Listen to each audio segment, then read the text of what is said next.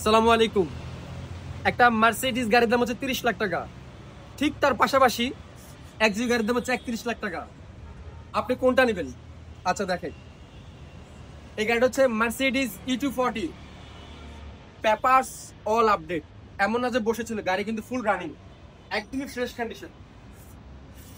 ঠিক আছে, একটু যদি আপনাদেরকে দেখাই ইন্টেরিয়রটা কতটা ফ্রেশ, এবং বুঝিনি তো এই গাড়িগুলো কারা ইউজ করে, তারা তো অবশ্যই অনেক যত্ন করে রাখবে। দেখেন কতটা ফ্রেশ।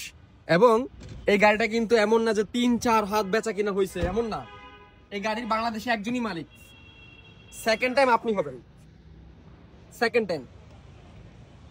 আমাদের সম্মানিত ক্লায়েন্ট, শুধুমাত্র আমরা জাস্ট সেল করে দিচ্ছি, নাম ট্রান্সফার আমরা করে দিব আপনাকে।